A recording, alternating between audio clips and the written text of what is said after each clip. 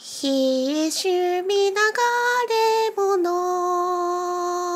Hello, I'm Shumi Nagaremono, the hobby drifter, and today I'm here to talk about an interesting bit of retro gaming I stumbled upon in a little hobby shop in Shingu. This year, the family computer, or Famicom, turns 30 years old, and in those 30 years, countless millions have been entertained by the 8-bit system that almost single-handedly brought the video game industry back to life after the Great Crash. The Famicom had an incredibly long lifespan. While not in the spotlight, you could buy new Famicom consoles up until the early 2000s.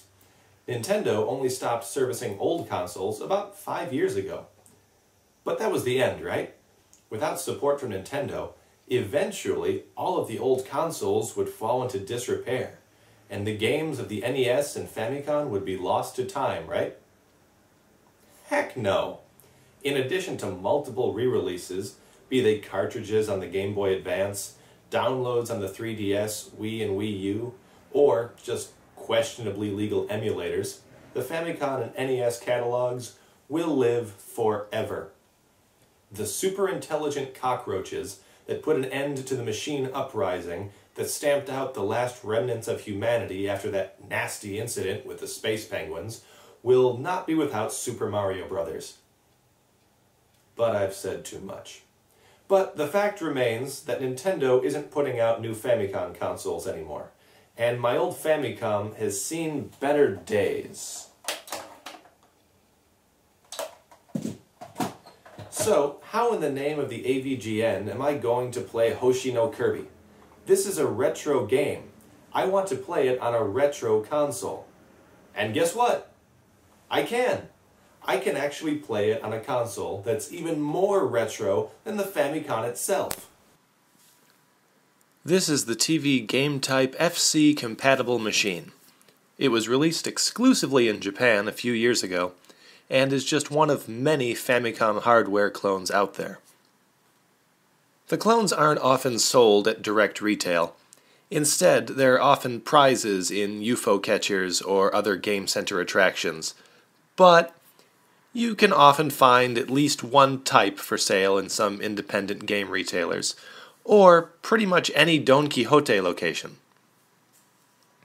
What makes this clone so appealing is that it is made to look like a classic tabletop arcade game, right down to the coin slot on the front.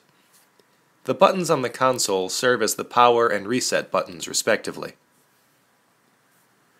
The console includes 2 removable controllers. They're a bit smaller than the NES or Famicom controllers, but even my giant hands can use them.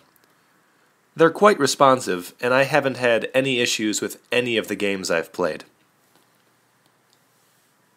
The console runs on 4 AA batteries, but you can use a regular AC adapter if you've got one handy. The set includes basic yellow and white RCA cables, but there is a red port on the machine just in case you'd like to play your retro games in stereo. This thing is great. An awesome retro-looking console that gives new life to your Famicom collection. It even includes a Tetris clone called Block Game built into the system. I love that the designers decided to model the thing after an old arcade machine. I remember playing games like Centipede on these at Nick's Pizza in the Chicago suburbs. Other Famiclones tend to go the other way and take their inspiration from newer video game hardware. I'm Shumi Nagaremono, the hobby drifter. Happy hobby! He is Shumi Nagaremono.